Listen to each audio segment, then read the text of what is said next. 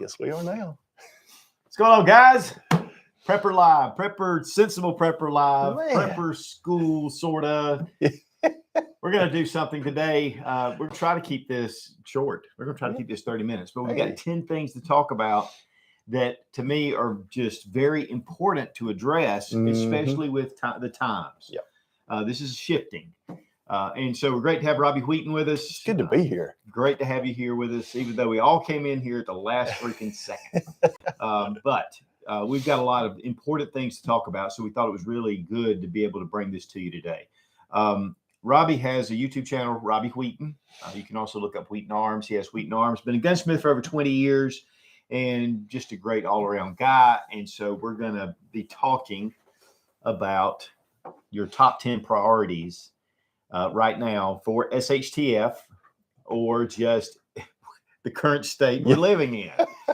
And we've got 10 different things we want to address. And guys, this is just a checklist. There's a lot of expansion from this. Last week, we were talking about EMPs. And actually, it's week before. Was it week before? It was last week. It was last week. I was a big bum and missed that one. Yeah, well, I missed your live last night on Patreon. But yeah, we're going to talk about 10 things that you really need to consider. And one of the things I want to mention up front is, you know, we have we kind of went around 2018, 2019, everything was fine. 2020 hit us blindsided, completely blindsided. So the first thing on the list is a threat assessment. I have a friend of mine that was a hospital administrator, and we were talking about this. She's part of a prepper group. And we were talking about threat assessments. And one of the things they do at the hospitals is they list out every possible threat, every threat. It could be volcanoes. I mean, they just need to list out everything. Then they prioritize it. So chance of volcano, well, right here, it's about 0. But it's on the list. It's the bottom of the list. But then pandemic, possible. We have some of the elites talking about it again. Well, you know, earthquakes are probably as high or higher than pandemics where we live, right? Because we're on a major fault zone. Right. And here in South Carolina, and we didn't really realize that.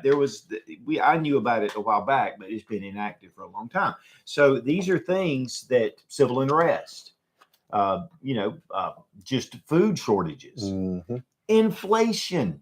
I mean, there are so many different threats to our survival. Yeah. And just our basic way of life that we're used to. Right. Yep. So we need to be categorizing those things and then planning for the ones that are our priorities. And I would say, guys, just sit down and list them out. Again, 2020, boom. Nobody was ready for that. So getting ready for possibilities.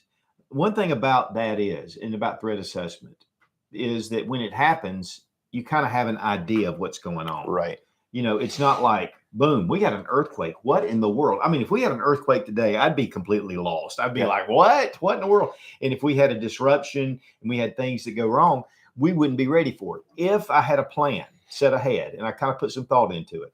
Thing is, you can't plan everything, but you can kind of get a grip on reality and go, okay, let me get my plan out. Let's see what we need to do. Let's think about some things, because in a state of panic, you're not really thinking about that. That's right. Well, I mean, that's the last thing you're thinking about. You're thinking about, you know, food and survival and water and your basic necessities, and not the things that you should have planned for prior to.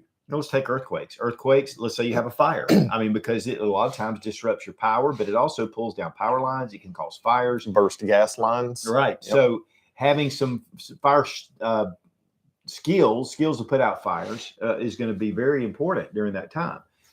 Having tools to be able to pull debris off people, having pry bars, having things. So, you know, having these threat assessments gives you a plan when things go nuts. And guys, that to me is one of the most important things you can do. Then you go back and start planning for your different supplies. What do you need? What are the things that go with this? Other than just going to wherever you're buying your stuff from, and you know, you're just picking up random stuff and you just have it piled up, and you really don't know what you have. That's right. That's right. You know, with survival, because it is all encompassing in a sense, but there are specialized tools, and that's where threat assessment is vital. We may do a whole video just on threat assessment, how to set it up, what to do. There are templates out there because that's one of the things that she said. They have templates. The thing they have to be concerned about is they have a hospital. They may have civil unrest on their street. Right. How are they going to handle that? How are they going to handle a power outage? How are they going to handle an EMP? Those kind of things, which leads us to number 2. We talked about this last week, but I have a few things I want to add to it. EMPs, it's getting more and more probable. Yep. We have China with the balloons. I mean, that just gives us an idea that it's possible. They don't have to send over a ballistic missile. It can be a low technology type situation. And so we've got to be ready for EMPs. Right. And, like with the balloon, we let that thing fly over our entire country.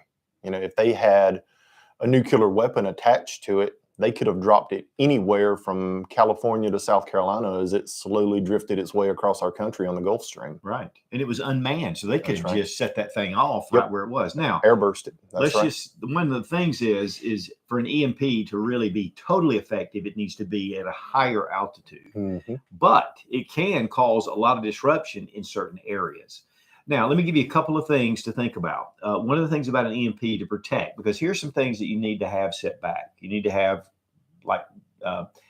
family radios, GMRS radios. That's a great one. Have an emergency radio put in there. Have an iPad put in there. Because you may not be able to get online, but you can get information if you have a way to power it. Having battery backups. Yep. Night vision. If you have night vision, you're not using your night vision all the time. It's a great way to keep it stored in or thermal scopes, things like that. That's one of the things I started thinking about.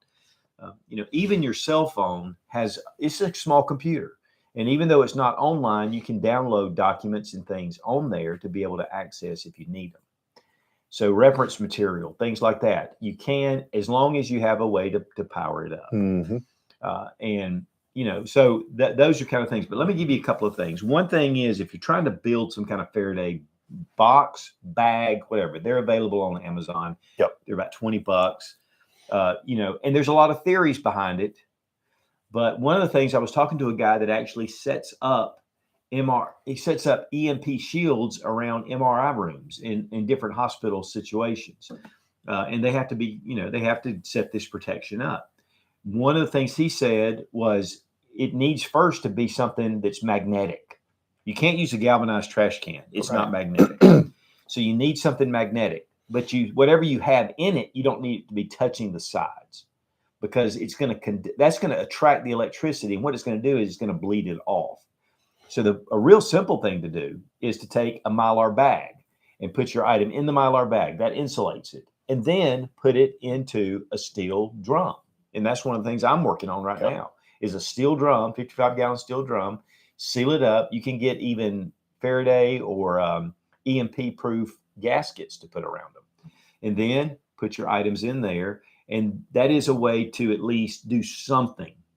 We don't know. It's all theory. And there's a lot of super experts out there. But, guys, really, there's only so much you're actually going to be able to do. The one thing about an EMP room that's EMP proof is that it's copper, it's steel, it's aluminum. They have layers, tons of layers, and those layers help protect. And you can actually buy sheetrock that has those layers inside embedded, but they are super expensive. And so we have to decide diminishing returns. And also an ammo can, put a Mylar bag in there or a Faraday, one of those Faraday bags, stick that in there and you're able to protect. A microwave with a cord cut. A microwave can give you some protection, possibly. Again, like we talked about last week, there's a lot of theory with it, a lot of maybes. So doing something though, but those are 3 things that are kind of simple that would at least give you a chance. So I think that in the things that we mentioned, one of the things that I've kind of gone to is watches that have automatic winding watches. Away from my standard watch. And you think, well, what's time going to matter? But it does. It matters. And, having not a electric type watch. Battery powered or solar powered. Battery powered. Yep. Okay. Well, and what else? You've got, so for nuclear attacks, the safest place to be for a nuclear attack is underground. with feet of dirt above you, and ideally with concrete above and then dirt above that. I'm sure that with the EMP would be the same way. It just wouldn't. I wouldn't think that it would have to be as deep as a nuclear type bunker to protect you. So, option would be, like you were saying, with your drums, if you've got something you can seal that will prevent moisture from getting into it, you can bury those items that would prevent the EMP from affecting it as well. Maybe even just a PVC pipe, the big ones, the caps on the end. That's it. And you have your electronics in there. You bury it down. Of course, obviously, you're not going to put your cell phone in there because you use it often. But it's definitely, and that is definitely a good plus. But how many of us have old cell phones laying around that we don't use anymore? You take that old cell phone that you've got laying around that you're not using, you put it in that tube and you bury it 2 or 3 feet deep. It's going to be safe. Right. The earth is going to absorb any of that EMP blast and distribute it and disperse it before it can reach your items that are buried 2 or 3 feet deep in the ground. Right. So definitely EMP should be on your list for top 10 priority. You need to think about protection because we live in a very vulnerable society. A very volatile society today. Too, yes. And so having that. Okay, let's move on to number 4, bug out plan. Now, you guys know I am not a big bug out guy. I think you need to be at home as much as possible. You need to bunker in. Bugging out is a glorified refugee. Let's look at the train derailments in Ohio. Oh, man. A few years ago, they had a train derailment just right down the road from us. Yep. I mean, it was a distance enough to where we weren't affected. But 1,500 people got a knock on their door and said they had to evacuate immediately, or they had like 15 minutes. Yeah. So what is your bug out plan? Yeah. What's your 15-minute I got to get out plan? I mean, really, because if 9 times out of 10, if it comes down to that and you have to bug out, you're not going to have a whole lot of time to go through and be like, oh, I think I'm going to take this picture of grandma here and we're going to take this family heirloom. No, it's going to be get in the car, get your junk, let's go. Right. And, you don't have days or weeks or hours or sometimes even minutes to be able to put everything together that you want to take with you. Maybe you'll get to come back. Maybe you won't. Maybe your stuff will be there when you come back. Maybe it won't. But the things that you have to have, you need to have those identified and be able to load them quickly to be able to get out. Now, a lot of times they'll have shelters set up, or you can go to a hotel and you can do things like that. Yep. But, having a change of clothes, having your toilet, having some extra toiletries set aside. Toilet paper. Just saying. Hopefully the hotel will have that. But still, it's, you thinking about some things and get it in your bag. And these are the things that are going to make me more comfortable and to get out of that situation. A lot of times, especially out west, they have these big forest fires and they move. And so you think you're in a safe zone, the fire's burning that way. And then all of a sudden it moves, it's heading your way and you've got to get out of there. So, there are things to consider with man-made or natural disasters. Obviously natural disasters, are something that we deal with. Last night we had tornadoes. Yep.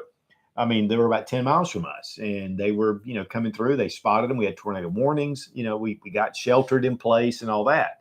It ended up passing, but, that can happen like that. It can. That's right. And once again, it's one of those things that you have at best just a few minutes warning, right, to be able to shelter and get in a safe place. So having a bug out bag and plan already set aside is going to put you miles ahead of the crowd. It's just like we've always talked about. You're kind of humming along. Everybody's humming along. When it starts to do this, it's too late. So go ahead and make your plans while things are kind of under the radar and nobody's paying attention. Okay, so let's go to, and listen, this is a big one. Inflation is a big deal, obviously. I mean, we've been going to the grocery or going out to eat. My gosh, it's super freaking expensive. Yep. And, I'm already taking my 3 kids and my wife out. It's $100 already. And now it's even going up. Yep. And so inflation is real, regardless of what the powers that be are saying. It is real and it's eating away at our dollar. One of the things that you can do is to take and buy precious metals. And I've said this for years, but precious metals, they protect your wealth. Now, one of the things about it right now is it's kind of been suppressed a little bit. The prices haven't been that bad. This is a great time to go out and buy precious metals. Precious metals, and people go, well, you can't eat precious metals. Well, you can't eat lead and brass, and you can't. Now you can barter, but and that is one thing that you can do is barter. But having some way to protect your wealth so it just doesn't disappear. And we've gone into this a number of times. But guys, Scottsdale Mint is one of my trusted resources. I've been dealing with those guys for over 10 years. And they're out of Arizona. They mint coins for 20 different nations. It's a mint. It's not just a clearinghouse. So check out Scottsdale Mint if you're looking to get some real, coins or bullion or whatever you're looking for. That's a great resource and very trusted. But one thing I also do is we have a local place here that buys coins. And so I go and buy junk silver, do it all the time. And I just get some cash. I'll go up there. I'll turn it into junk silver. And I watch it kind of go up in value and kind of stay. But, it's there and it's in my hand. It's not investing in some scheme, oh, we got gold on, we got it in this warehouse, but you'll have investments. No, I don't do that. I do it. Wait, isn't that called Fort Knox? Yeah, really. Right.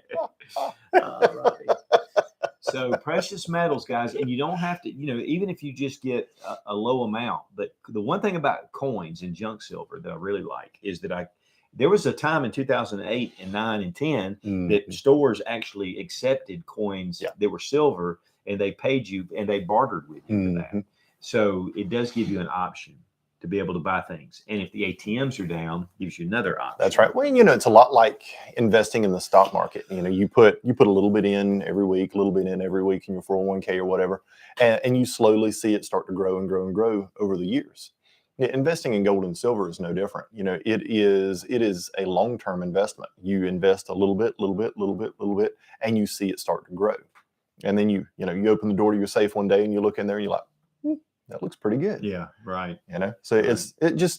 It's a tangible asset that really gives you a sense of comfort that you have that money there if you need it. Well, one thing that we've done, I took the silver and gold that I have and continue to buy, and I put it toward, I take the value of that and I say, how long can we live off of this? Yep.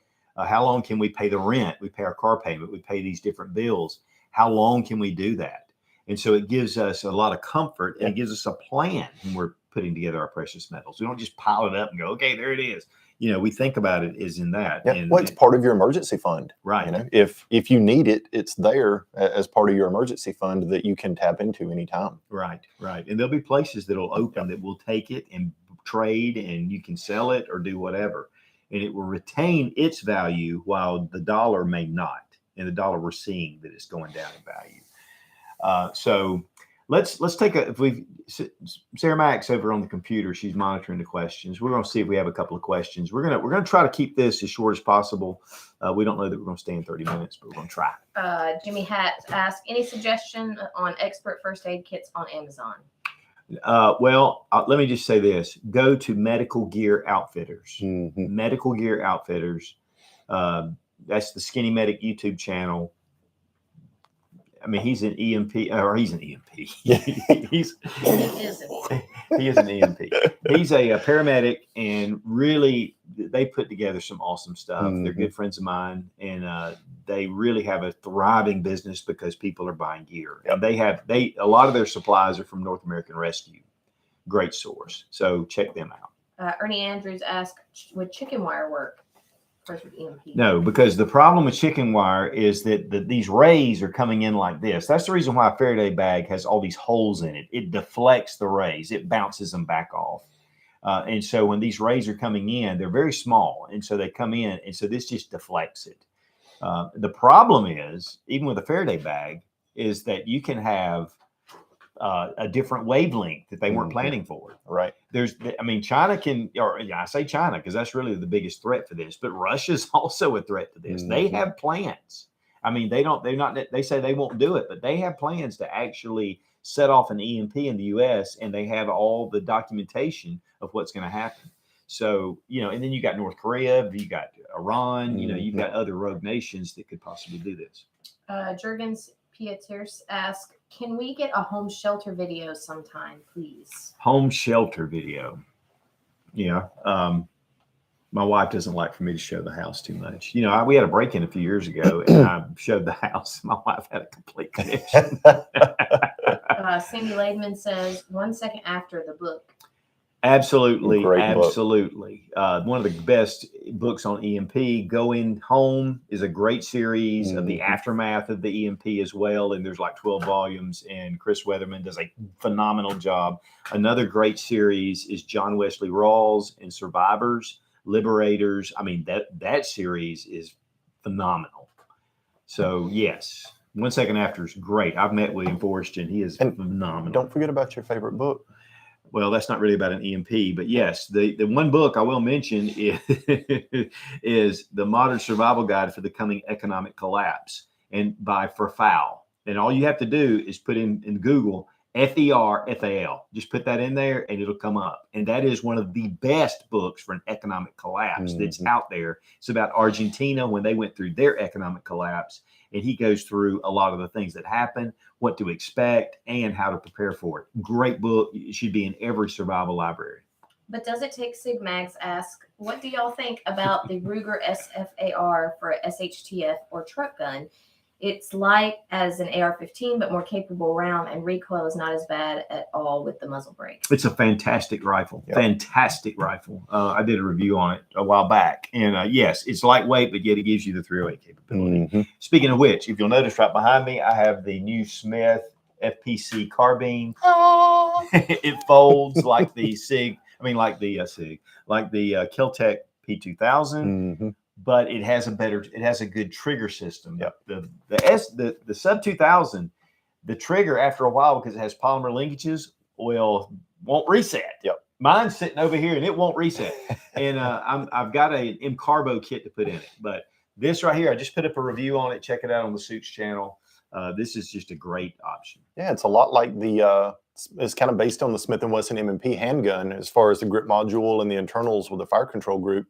But built on a 16-inch platform with a fixed barrel. Right. And a folding stock. And a folding stock. Yeah. Country Prepper 19 asks, what is a good cell phone with no power grid? Downloading and stuff. Oh, for downloads and stuff. If you didn't have towers and all that. Satellite phones are an option because even though satellites are in the air and some of them will be knocked out, you can sooner or later they're going to circle the earth again.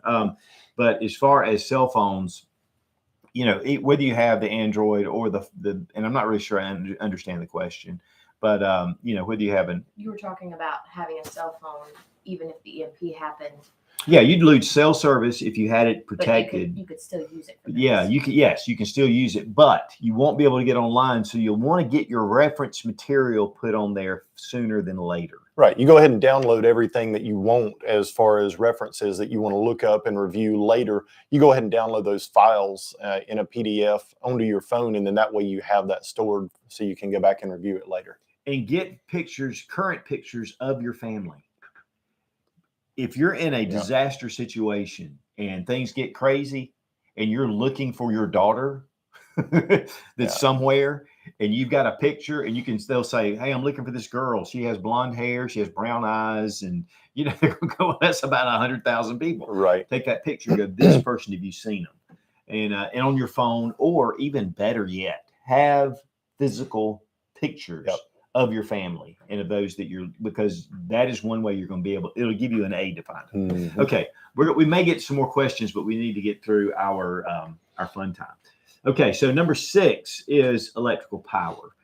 One of the problems is in an EMP is you could lose your generator. That solar panels are even vulnerable to EMP.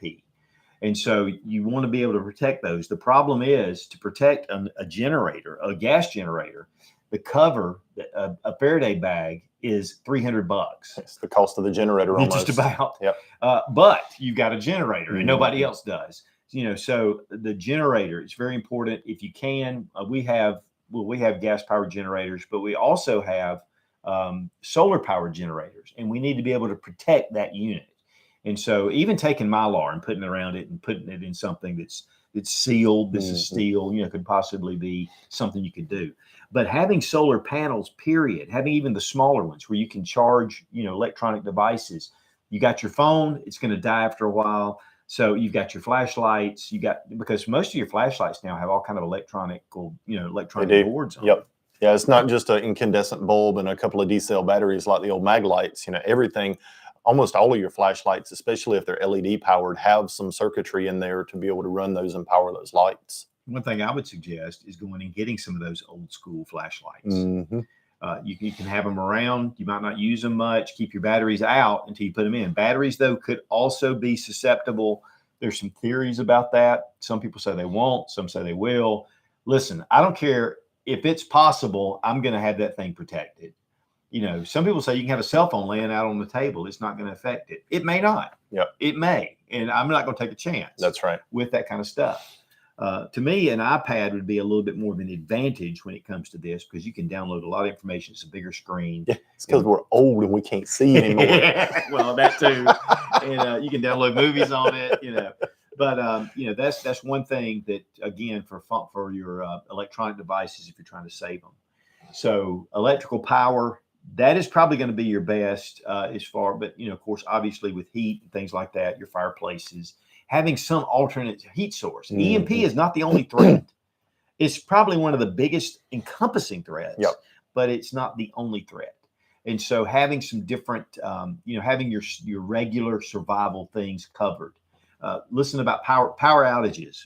Here in South Carolina, we're the number 3 destination for people moving or migrating into other areas, which is not a good thing. We've got so many people moving in right now that our state house just came out with a bill taxing people moving into the state mm-hmm. because we're being overrun. I'm telling you, it's literally referred to as a Yankee tax. Yeah, that's the name of the bill. But we consider anybody outside the South Yankees. So but here's the thing: it's not necessarily that we just are mad because there's more people here. It's taking a massive drain on our infrastructure, our power. We've already gotten announcements that they're going to start cutting back our power, and they'll say, "Hey, look, at this time, between this time, you're not going to have power, or you can have a brownout." Mm-hmm. So you know we're already preparing for that. Our schools are being overrun. We just can't. Our roads, we've just got bazillion people all of a sudden. I mean, it's ridiculous. Well, and you know, our roads are not great to begin with in the state, and you know, the influx of people that we have, it's really taking a toll on the roads as well as the infrastructure, the roads and the power and septic and water and everything to even be able to support all of the people that are moving here. Right. It's really becoming a serious issue. It really is. You know, and the one thing is, I will say this: if you're coming to this state or to any state that you're getting away from somewhere else, don't bring your stupid ideas to those states. Unless you have good constitutional, respective thoughts and ideas and less government. Then come on. Well, I've got a lot of friends actually that have moved here from other states mm-hmm. that I love to death, and they're strong Second Amendment supporters. They're just great people. We love those people. If you're coming here to change things, don't come. Yeah, stay where you are because that's where it's going to turn into. You know, I met 3 guys yesterday. All 3 of them had moved down here from Connecticut, and you know their whole reasoning for moving was they were tired of living in a government restrictive state. They wanted to move somewhere where they had more American freedoms. Yeah, more freedoms, like most of us do. And they all 3 moved down here within the last few years from Connecticut, and you know, just great guys, but brought their good morals and values with them when they came, right, and left all of the crap behind that they were trying to get away from. Right. And that's the way it should be. Guys, if you're escaping one area, the policies and things that are going on there are what caused it in the first place. Mm-hmm. We don't want that here. Yep. That's a fact. It's a fact. And that's the way most people feel here. Yeah. Okay. Let's go to number 7, skills. Now is the time to get your skills. Now's the time to get your survival skills in order. Guys, you may have fire starters coming out the wazoo, okay? But if you don't know how to start a fire, it's going to be a learning curve. Go ahead and get those skills down. What it'll do is you can learn how to make a fire. You can learn how to do these things. But there's a learning curve, and it's better to go ahead and get these things in line. And guys, seriously, we did a prepper. We had in our prepper meeting one night, we just did a project where we went out and started fires. And these are all survival-minded people. Man, it was an opener for them as much as me. And so it was great, though, to see how exciting it is to really do that. Okay, we need to move on. You know what? One thing we just missed was number 2 is water. Yep. We missed water. Now, water is number 2 on the list. Water I kept drinking it over here. You're trying to get your attention. I'm like, dude, water. Water is vital. You can only live 3 days without water. Get a plan together. There are contaminations that are happening all over the country. Places, I think it was Birmingham or somewhere down south in Alabama, maybe they said their drinking water will not be usable for 10 years. Yep. Jackson, Mississippi. That was it. That was it. Yep. There are places where the water supplies are just, things are happening. And that's just regular. It's not even man-made. There are some places they've caught where they put things into the water to cause problems. I mean, you look at Palestine, Ohio, where that train wreck just happened. I mean, that contaminated water for hundreds of miles around that wreck. Right. So you go from one day you've got perfectly good drinking water, everything's fine, you've got nothing to worry about, to the next day, none of the water on your property is drinkable anymore. Well, or not even you can't even grow a garden. Right. You can't do anything. That's right. So, having these skills, gardening skills, that's something that, guys, it's a learning curve, and it takes time to develop and to really develop a good garden and to know those skills. You know what I really kind of learned from today? What? Don't live near railroad tracks. Don't live near a nuclear reactor. Don't live near people, and learn how to grow all your own food. I like that. The more self-sufficient you are, guys, the better off you are. Absolutely. A country boy can survive. There's a lot of truth to that song. Okay, so skills, vital. And listen, you may not know how to change a faucet. Learn how to change a freaking faucet. Learn how to do some things. We have become so lazy because we can call somebody, and I'm guilty of this because I'm so busy sometimes. But learn how to do these basic skills. And guys, and I mean hands-on learn, not get on YouTube and watch a video, just like this video. This is great information, but guys, if you don't put it into practice, it's no good.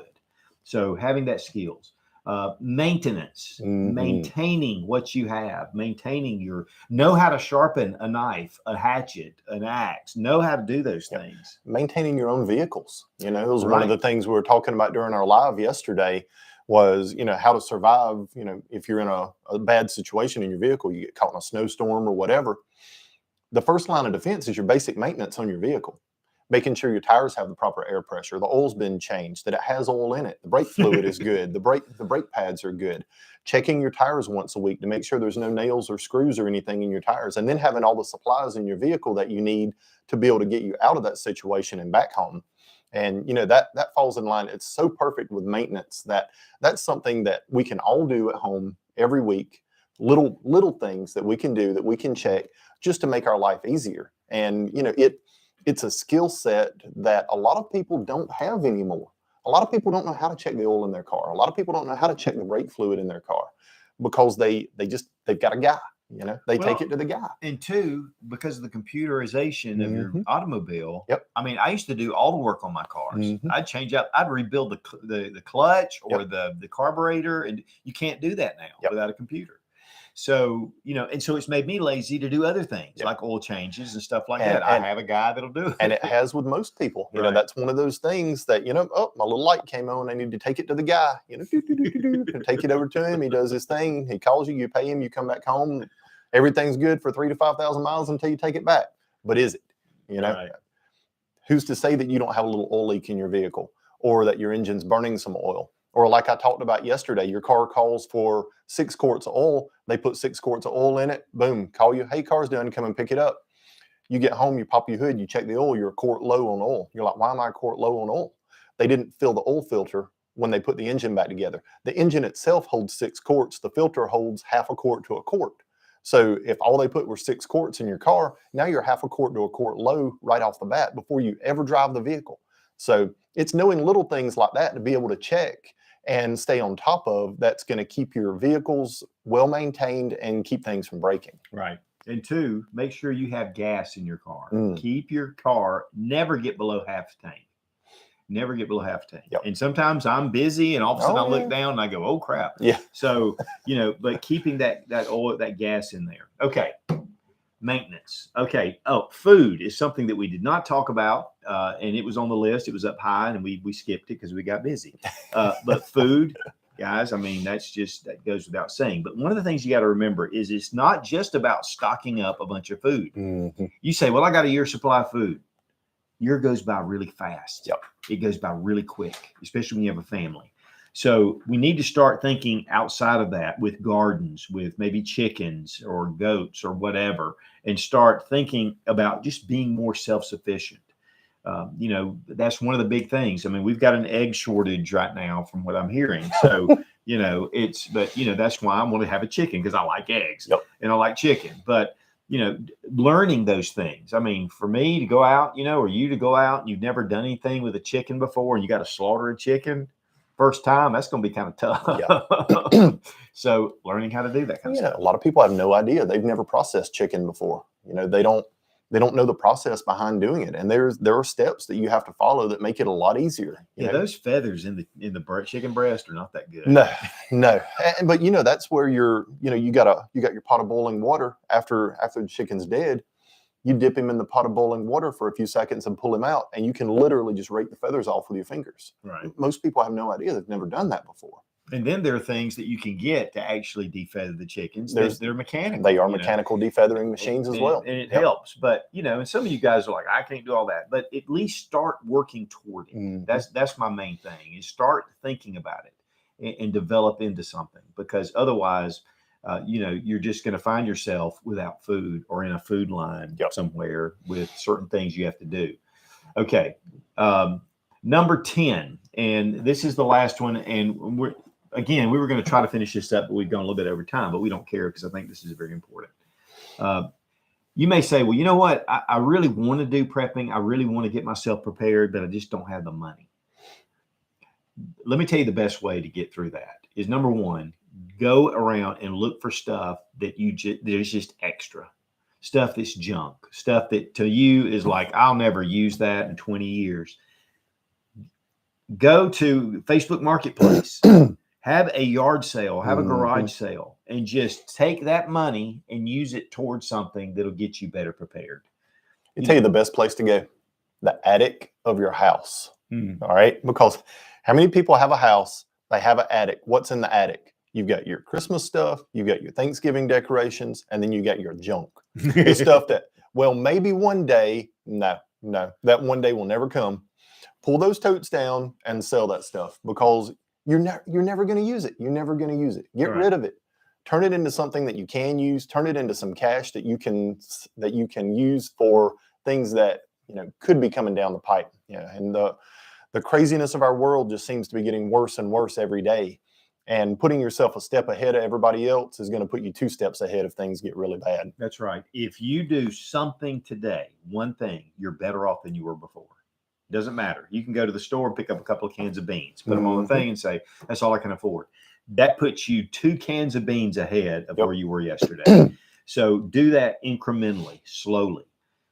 And then you say, well, I don't really have enough room. Well, then again, go back to sell your junk, get rid of it. And 2, it'll just make you feel better to get rid of stuff. We've just gotten rid of a bunch of stuff. And I'm going to tell you what, it just is like liberating. But being able to do that and put together some things, it's a smart way to go. And guys, listen, I know we've been talking about this. In fact, when I started YouTube 14 years ago, people were saying, if you hadn't bought your food, it's too late. I remember seeing videos like that, and I was thinking, and people were getting in touch with me, and they were like, what do I do? And I was like, just breathe, just calm down, just prepare, just start to prepare. Because listen, no event in world history has happened typically overnight. It's a gradual change. It's things, and we have grown accustomed to a lot of the things that are laid upon us. We've just become accustomed to it. And guys, sooner or later, it's going to come to the point where it just flattens you out. And so you've got to be prepared mentally. You got to be prepared physically, get in good shape, walk, if nothing else. Don't just sit around, do things and get yourself active, mentally and physically prepared, and make sure that you have a supply of food and water and those necessities, including medical gear, that you can take care of you and your family. And it's going to keep you from going and taking it from someone else, because that's where it goes next. And that's not what we need. So we really appreciate Robbie for being here today and helping out. And I'll tell you what, guys, I put the list down in the description. It's just the bare list, but it may inspire you to think about those things. What do you have lined up for that? Where is your threat assessment first? And like I said, I think we're going to do a video on threat assessments and how to kind of put that together. But there are templates out there. They're great. And I think that is where to start. And then you can go through the other things and get yourself lined up. Check out Wheaton Arms YouTube channel or Robbie Wheaton YouTube channel. And again, gunsmith for over 20 years. He has a very unique perspective on firearms. And also there are some other, there's Exotac that gives 20% off using Sootch 20 with the link down below in the description. And also Sportsman's Guide gives a $20 off every $100 purchase if you use Sootch in the coupon Sootch, and it's just Sootch, not 00, just Sootch. And a great resource. I didn't mention them a minute ago, but I did want to throw that in there.